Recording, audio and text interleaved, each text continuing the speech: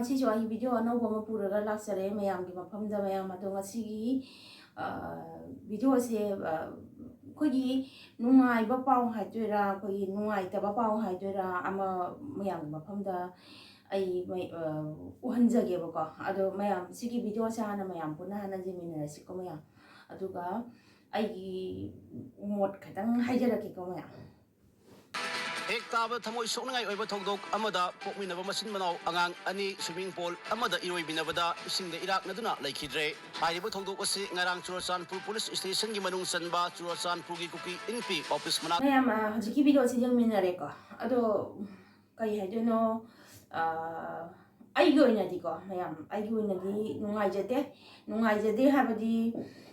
angang ani si kogi masimana su ore ko masimana su ore adagi kogi lauraga kogi jengbra su angang si kogi yang siba habdo adugi timing si oira ine ko ado mama na phattabadi mai magi ni ko aina phatre aigi degi angang asidi kogi karimta khangjaba nate kogi hoji hoji tawnariba singi koi moidi hoji adugi kano leba knowledge leba sungai nate suna nate adagi sigi kano si moina head moina kaim khanggadaba nate ko ado ahal oiba singna afabal da takpiraga angang oiba singna afabal lambi da chattoini de koi ahal oiba singna phattaba lamchad phattaba niti niyom tabiraga angang gaina adugi niyom du tum chalakadoini angang asi laiga sa manai ko laiga sa manai aduna nusikraba angang macha ni jemo isingda taraga eshingda kogi irak naraga swimming pool da irak naraga sumana laitabase uba matamda ai kogi kari jati tongali adagi jati tongande adagi aduni adani aingoda aigi thamoida karim laite aidi tasengna ko moina tawbrasu akhoisu yam kogi moigi jatina akoida hauji lansida moina akoida tawraise suki mati jam sathina akoida otpase jam sathina otliko otlagasu hoi adu magi dharamani adu moigi dharamani aduga moigi mi anga ama laitaba matamda tasengna koi uba matamda kogi nungsiroge akogi jeknabani akogi jeknabagi masa masuni ado kogi jeknabagi masa masuni nungsiroge ani khanbase anga du uba matamda tasengki kogi nungaitaba thamote thuklawse sum phaweba asi moisu akoina khaliba sumaina koina akoigi thamoise sumaina palagadi sumaina kogi nungaina daba hojik tawriba irang ji thu oidra ra su khalle do mayam gyan tamina se habadi aigi ijati ni adagi aigi ijanati na te kana ka tawraga khoigi hojik tawriba phattaba niti niyom hojik tawriba irang se sije abiyo koi maitai oigera dagi maming bo ai panjaroi asi moi oigera gyan tabiyo gyan hayeng khoinaga hojik tawriba miyam se hayeng se aina hayeng siba matamda karimta puba yaroi ko aina hayeng siba matamda puduise kari matanate aina tawjaruba aigi karamagi matungina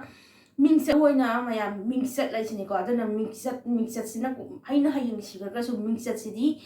aina puraga chatweni ko aina hoji taliba aina hoji tawriba miyam se hayeng aina siba matamda karimta puraga chatpa yaroi khali mingset khatani ko ado uba matamda tasengna akogi jeknabani hasu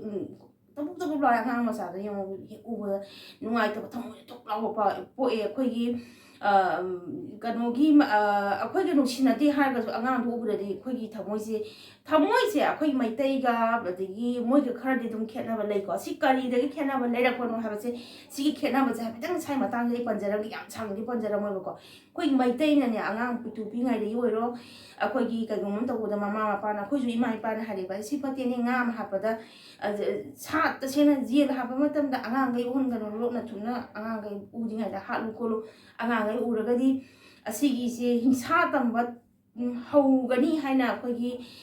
ima ipa dagi akogi hawai lerakpa gari ibung ipasina akhoi sanga hatpa uhandiba karigino hingsa tamakani hingsagi niti nimum tamakani hana akhoi karamta akhoi uhandiba uhandraga sumana hatleba ado moiromgi asongi na akhoi hek akhoi pokthorpda ngariba angangdagi dum akhoi chingde akhoi sa tamba chatpa dagi sadan chatpa haji sa talaga sa hatpa hingsa pingadi hingsa tamba ngam tamba haurabane ba ko aduna hingsa tamba haurabane mi ma pop long tharaga hapa matamda moida khoi nungai taba habase pokte ba de akhoi na mu chaga su jien phawa hatpa imai pan uhandana labadina kainom tawbada khoi gi thamosi to lawse ta phawe ba ko aduna mogi phana nungsinadaba mi oraga su mogi macha masu leitaba matamda ubu matamda thamo esuki mati nungai taba poe ado akhoi gi ijati oraga di moi nungsiba sumana khara pokpose akhoi na poiba sumana pooi haba kari no da moi di pi ngari hinsa tamaga laabane ba adune akhoi ga moga khena ba khara sumna rese ndo maya sigi video se sai sumna chendra ke ko do next ta ai video ama maya ma pham lo usara ke sigi video se mu maya mang jimina chiko Hauzik Surachandpurda Kangluk Masilgi Marakta Yengthinaba amadi Khatna Jainabagi Thandokising lepa leitana thokli ngarangsu masak khangdaba khulai paibasingna ngarang numidang pung 10 rom taba matamda mioi ama tamthina ma'am hajiki video da ma'am pore jimina re ko adu hajiki matam je koi minung silaiba mi se koi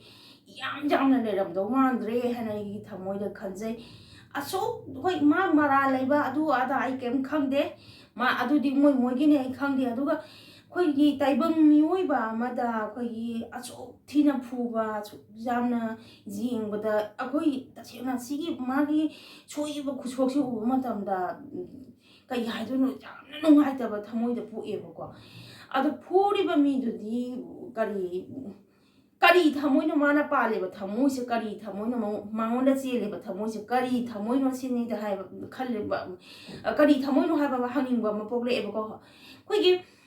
phana yamna mara nei ba oi sino ba ko phana yamna mara nei ba oi sino ado mi amada ngammi ha bi gi mata gum sumaina thina phubo se koi gi mai maran gi matung ina di torom ba yai ado sum maran phana lak nei sino taibang mi da sumaina sum what pa sumai sum nei ba sadana di hayang tung da la ka doi ba isa inau singje moi si ji ni ti ni om je loi tamaka doi ko aduna sumaina hingsa gi thabak se tu ose hoji gyan taminara se ai ijati oigara mi atopagi jati oigara taibang mi oina poga di taibang mi oi bagi lichat taibang mi oi bagi chanabi niti ni om se tamma se sanga gi khogi lichat se tamma roi se ai kanana lali kanana chumi ai karing khangde uba matamda di khoigi sigi khuphu si yong taibang mi amada phuri ni ba sigi khuphu se adu sumaina sum toraga di next time khoigi hawalai ba isa isu singjigi moigi wakhan se hoji uba matam sigi pose uba matamda moigi wakhan da kari wakhan khalaka do no haba moisu hingsa tamge haira ane ba ko ado khoigi ijati bo nate ai ijati ne na ti hana moi to to sino haba polama ai kaidong da hairoi ko kaidong da haroi ai ijati natrasu taibang mioi bane akhoi mi masen ngakta ni ko adu ai amusu mon han haijage moi gi lan ba chumba ai ka in khangde ko si ai moi gi lan ba chumba ai ka in khangde adu bu taibang mi amada sat ka do ba lo ko gi hauna lo cha phana na le har ga chu magi phu mi amada phu ba ya ba gi mapham lei ba phu ba ya ba gi mapham lei adu yenga kana phu ba ko pa dum to ga si ti kai no ko gi changa ko gi hatpa du mana changa da ko gi hatpa do changa hatpa gi phibam do adu mana to bu gi mo changa bu ta hoji gi matam da nungai te na ko gi kai no ma to ra ga doctor ga sumana ko gi te ta ra ga mapham khuding gi ko gi na hal ga phu ba gi khu se changa hatpa do bok sumana to di ba ko ar si di ta mi je thoi manang gan je ko kari ha do na jing ba da chukki ma te jing ba da wa ba thamoi chukki ma te chok ba ba po to oi re do na akoi tai ba mi oi ba ngak sa ne do na tai ba mi oi ba gi li cha cha na ra se changa gi li cha cha na roi se ai ijati na te hana ai na ꯇꯧꯅꯤꯡ ꯇꯧꯁꯤꯅꯨ ꯍꯥꯏꯕꯒꯤ ꯑꯩꯉꯣꯟꯗ ꯑꯗꯨꯒꯤ ꯊꯃꯣꯏꯗꯣ ꯑꯩ ꯄꯥꯟꯗꯦꯀꯣ ꯑꯗꯨꯒꯤ ꯃꯣꯏꯒꯤ ꯖꯥꯇꯤꯅꯤ ꯑꯩꯈꯣꯏꯒꯤ ꯅꯠꯇꯦ ꯃꯣꯏꯒꯤꯅ ꯃꯣꯏ ꯊꯣꯛꯄ ꯂꯩꯖꯁꯅꯨ ꯍꯥꯏꯕꯒꯤ ꯑꯗꯨꯝꯕꯒꯤ ꯊꯃꯣꯏꯗꯣ ꯑꯩꯒꯤ ꯉꯁꯤꯐꯥꯎ ꯑꯩꯒꯤ ꯊꯃꯣꯏꯗ ꯑꯗꯨꯒꯤ ꯊꯃꯣꯏꯗꯣ ꯄꯥꯟꯗꯦ ꯎꯔꯨꯕ ꯃꯇꯝꯗ ꯑꯁꯨꯛꯀꯤ ꯃꯇꯤꯛ ꯊꯃꯣꯏ ꯁꯣꯛꯑꯦ ꯑꯗꯨꯅ ꯇꯥꯏꯕꯪ ꯃꯤꯑꯣꯏꯕ ꯍꯥꯏꯕꯁꯤ ꯇꯥꯏꯕꯪ ꯃꯤꯑꯣꯏꯕꯒꯤ ꯂꯤꯆꯠ ꯆꯠꯅꯁꯦ ꯁꯥ ꯉꯥꯒꯤ ꯂꯤꯆꯠ ꯆꯠꯅꯔꯒꯨꯝꯁꯦ ꯑꯆꯨꯝ ꯑꯔꯥꯟꯒꯤ ꯃꯇꯨꯡ ꯏꯟꯅ ꯗꯟꯗꯤ ꯑꯗꯨꯝ ꯐꯪꯕꯕꯨꯗꯤ ꯑꯣꯏꯕ ꯌꯥꯏ ꯑꯗꯨ ꯑꯣꯏꯔꯒꯁꯨ ꯌꯦꯡꯕꯗ ꯑꯁꯨꯛꯀꯤ ꯃꯇꯤꯛ ꯅꯨꯡꯉꯥꯏꯇꯦꯕ ꯇꯥꯏꯕꯪ ꯃꯤ ꯑꯃꯅ ꯇꯥꯏꯕꯪ ꯃꯤ ꯑꯃꯗ ꯁꯨꯃꯥꯏꯅ ꯐꯨꯕ ꯁꯨꯃꯥꯏꯅ ꯑꯣꯠꯄꯁꯤ ꯎꯕ ꯃꯇꯝꯗ ꯑꯁꯨꯛꯀꯤ ꯃꯇꯤꯛ ꯊꯃꯣꯏ ꯁꯣꯛꯑꯦ ꯍꯧꯔꯛꯏꯕ ꯑꯉꯥꯡꯁꯤꯡꯁꯨ ꯁꯤꯒꯤ ꯅꯤꯇꯤ ꯅꯤꯌꯣꯝꯗꯨ ꯇꯝꯃꯛꯑꯒꯗꯤ ꯍꯌꯦꯡ ꯑꯩꯈꯣꯏꯒꯤ ꯑꯐꯕ ꯁꯃꯥꯖ ꯍꯥꯏꯕꯁꯦ ꯀꯩꯗꯧꯅꯨꯡꯗ ꯑꯣꯏꯕ ꯌꯥꯔꯣꯏ ꯑꯗꯣ ꯃꯌꯥꯝ ꯉꯁꯤꯒꯤꯗꯤ ꯑꯩꯒꯤ ꯚꯤꯗꯤꯑꯣꯁꯦ ꯁꯥꯏ ꯁꯨꯝ ꯂꯣꯏꯁꯤꯟꯖꯔꯒꯦ ꯃꯌꯥꯝ ꯕꯥꯏ ꯕꯥꯏ ꯅꯦꯛꯁꯀꯤ ꯚꯤꯗꯤꯑꯣꯗ ꯑꯃꯨꯛ ꯃꯌꯥꯝ ꯊꯦꯡꯃꯤꯟꯅꯔꯒꯦ